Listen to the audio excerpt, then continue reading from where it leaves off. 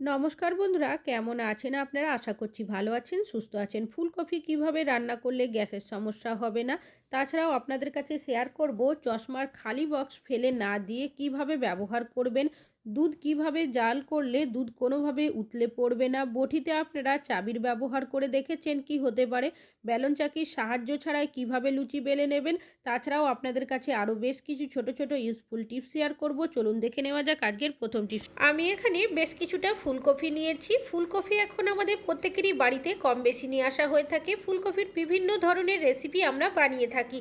তবে ফুলকপি খাওয়ার কারণে অনেকেরই দেখবেন গ্যাসের সমস্যা হয়ে যায়, যার কারণে ফুলকপি খেতে পছন্দ করলেও আমরা অনেকে কিন্তু খেতে পারি না। সেক্ষেত্রে আপনারা একটা টিপস ফলো করতে পারেন। একটা পাত্র নিয়ে নেবেন, এর মধ্যে দিয়ে দেবেন বেশ কিছুটা পরিমাণের ফুটন্ত গরম জল। এই গরম জলের মধ্যে কেটে রাখা ফুলকপিগুলো দিয়ে রেখে দেবেন 5 মিনিটের জন্য। এইভাবে করে আপনারা রান্না করার আগে বেশ কিছুক্ষণ রেখে দেবেন। এতে কি হবে, ফুলকপির মধ্যে যদি কোনো পোকা থাকে সেটা বেরিয়ে যাবে। অনেক সময় বাজে স্মেল বেরোয় ফুলকপি থেকে, সেই স্মেলটাও চলে যাবে। তাছাড়াও যাদের গ্যাসের সমস্যা হয় ফুলকপি খাওয়ার কারণে, সেই গ্যাসের সমস্যা হবে না। এরপর আপনারা যে কোনো রেসিপি কিন্তু বানিয়ে নিতে পারবেন। আশা করছি টিপসটা কাজে আসবে। এখন চলে যাচ্ছি পরবর্তী টিপসে। আমি এখানে নিয়েছি একটা তেলের বোতল। তেল আমাদের প্রত্যেকেরই বাড়িতে কিন্তু কম বেশি নিয়ে আসা হয়ে থাকে। তবে যখন আমরা তেলটা কোনো বোতল বা ফানেলের মধ্যে ঢেলে রাখি, বোতল বা ফানেল থেকে তেল বের করতে গেলে বোতলের গা বেয়ে কিছুটা হলেও তেল ঝরতে থাকে, যার কারণে বোতলটা তো চ্যাটচেটে হয়ই, যে জায়গার মধ্যে রাখি সেই জায়গাটাও তেলচিটে হয়ে যায়। তবে আপনারা যখনই বোতলে বা ফানেলে তেল রাখবেন, একটা কাজ করবেন। কি করবেন, নিয়ে নেবেন এই ধরনের যে গার্ডারগুলো হয়ে থাকে সেগুলো বোতল বা ফানেলের মুখের মধ্যে এইভাবে পেঁচিয়ে দেবেন। এতে কি হবে, যখন আপনারা তেলটা ঢালবেন বোতল বা ফানেল থেকে কিছুটা তেল যদি ঝরে, সেটা বোতলের গা বেয়ে পড়বে না। এই যে গার্ডারটা ব্যবহার করছেন তার মধ্যে অ্যাবজর্ব করবে, যার কারণে বোতলটাও তেলচিটে হবে না, যে জায়গাতে রাখবেন সেটাও তেলচিটে হবে না। আর যখন খুব বেশি তেলচিটে হয়ে যাবে তখন গার্ডারটা আপনারা ধুয়ে নেবেন, আবারও এভাবে ব্যবহার করবেন। আশা করছি টিপসটা কাজে আসবে। এখন চলে যাচ্ছি পরবর্তী টিপসে। নিয়েছি বেশ কিছুটা আদা। আদা আমাদের প্রত্যেকেরই বাড়িতে কম বেশি নিয়ে আসা হয়ে থাকে। তবে দাম যদি একটু কম থাকে সেক্ষেত্রে আমরা দেখবেন অনেকেই বেশি পরিমাণে নিয়ে আসি। তবে সমস্যা কি হয়, অনেক সময় দেখা যায় এভাবে শুকিয়ে যায় বা কখনো কখনো পচে যায়। তো যখনই দেখবেন একটু বেশি পরিমাণের আদা নিয়ে আসা হবে, সেক্ষেত্রে একটা কাজ করবেন, নিয়ে নেবেন এই ধরনের বক্স বা কন্টেনার। আর নিয়েছি এখানে দুটো পেপারের টুকরো। একটা পেপার আমি এভাবে বিছিয়ে দিয়েছি, এর ওপরে যে আদাগুলো রয়েছে এইভাবে করে ভালোভাবে আমি সেট করে গুছিয়ে নেব। তারপর কি করবেন, যে আরও একটা পেপারের টুকরো রয়েছে সেটা এর ওপরে দিয়ে আপনারা ঢাকনাটাকে লাগিয়ে কোনো অন্ধকার জায়গার মধ্যে রেখে দেবেন। বিশেষ করে যেখানে রৌদ্র ঠিকভাবে পৌঁছায় না, খাটের তলার সাইডে বা এমন যদি কোনো জায়গা থাকে সেখানে যদি রাখা হয়, আদা পচবেও না, শুকিয়েও যাবে না, ভালো থাকবে।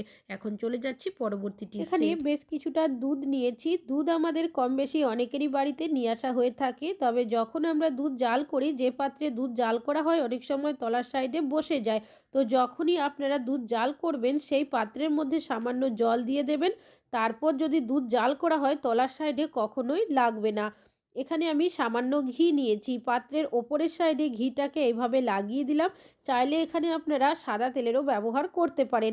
যখন আমরা দুধ জাল করি, জাল করার সময় অনেক সময় চোখের নিমেষের মধ্যেই দুধ কিন্তু উতলে যায়, অনেকটাই দুধ নষ্ট হয়ে যায়, এমনকি গ্যাস ওভেনটাও নোংরা হয়ে যায়। তো যখনই আপনারা দুধ জাল করবেন এভাবে একটু ঘি বা তেল যদি লাগিয়ে দেন, তাহলে দেখবেন একটা আস্তরণ হয়ে যাবে, যার কারণে কোনোভাবেই কিন্তু উতলে পড়বে না।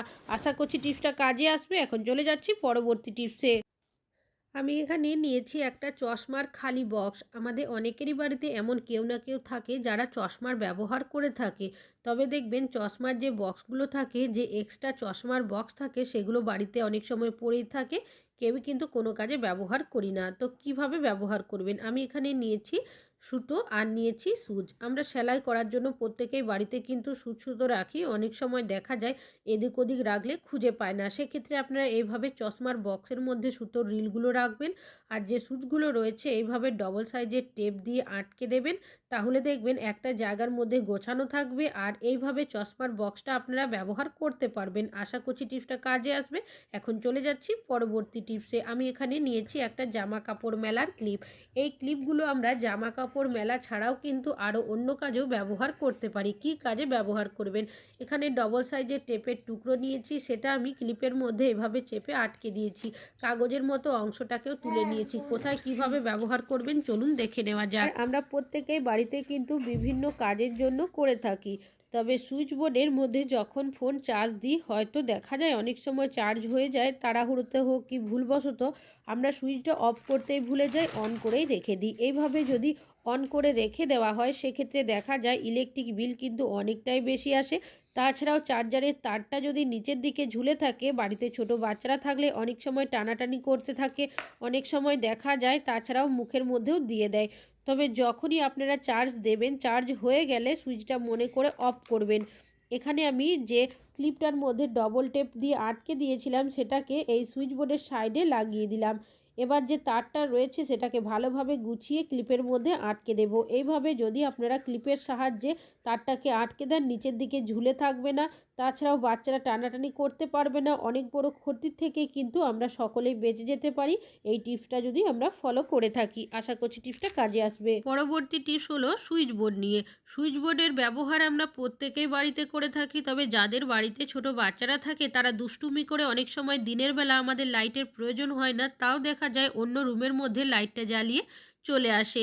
পাখার প্রয়োজন হয় না, ঠিক তেমনই অনেক সময় পাখাও দেখা যায় চালিয়ে রেখে দেয়। এইভাবে আমরা যদি জিনিসটা খেয়াল না করি, পাখা বা লাইট বিনা কারণে জ্বলতে থাকে, সেক্ষেত্রে ইলেকট্রিক বিলও কিন্তু অনেকটাই বেশি আসে। অবশ্যই আপনারা মনে করে সুইচগুলো একটু অফ করে রাখবেন, সেক্ষেত্রে ইলেকট্রিক বিল কিছুটা হলেও কম আসবে। আশা করছি টিপসটা কাজে আসবে। এখন চলে যাচ্ছি পরবর্তী টিপসে। আমি এখানে বেশ কিছুটা আলু কেটে নিয়েছি। আলু ভাজা খেতে আমরা কম বেশি অনেকেই পছন্দ করে থাকি, তবে আলু ভাজতে অনেকটা পরিমাণে তেলের প্রয়োজন হয়, সেই কারণে অনেকেই আমরা আলু ভাজা খেতে পছন্দ করলেও খেতে পারি না। তো সেক্ষেত্রে আপনারা কি করবেন, আলুটা ভালোভাবে কেটে পরিষ্কার জল দিয়ে ধুয়ে নেওয়ার পর সামান্য পরিমাণে লবণ দিয়ে খুব ভালোভাবে মাখিয়ে দেবেন। এইভাবে লবণ মাখিয়ে আপনারা রেখে দেবেন 5 মিনিটের জন্য। 5 মিনিট এইভাবে যদি লবণ মাখিয়ে রেখে দেওয়া হয়, সেক্ষেত্রে দেখবেন আলুর থেকে বেশ কিছুটা জল বেরিয়ে আসবে, আর আলুটাও কিন্তু অনেকটাই নরম হয়ে যাবে। এরপরে যদি আপনারা আলুটা ভাজেন, সেক্ষেত্রে খুব বেশি পরিমাণে তেলেরও প্রয়োজন হবে না। তাছাড়াও আলুটা দেখবেন খুব তাড়াতাড়ি ভেজে নেওয়াও হয়ে যাবে। আশা করছি আপনাদের টিপসটা কাজে আসবে। যখনই আলু ভাজবেন এই টিপসটা একবার হলেও আপনারা ফলো করতে পারেন। ভালো লাগলে লাইক করবেন। এখন চলে যাচ্ছি পরবর্তী টিপসে। আমি এখানে নিয়েছি একটা চাবির রিং। চাবির ব্যবহার আমরা প্রত্যেকেই কিন্তু বাড়িতে করে থাকি, তবে চাবির রিংয়ের থেকে যদি আমরা চাবি বের করতে যাই বা অন্য কোনো চাবি ঢোকাতে যাই, রিংটা এতটাই টাইট থাকে সহজে কিন্তু আমরা কাজটি করতে পারি না। সেক্ষেত্রে আপনারা একটা টিপস ফলো করতে পারেন। একটা কয়েন প্রথমে রিংয়ের মধ্যে এভাবে ঢুকিয়ে দেবেন, এতে করে কিছুটা অংশ ফাঁকা হয়ে যাবে।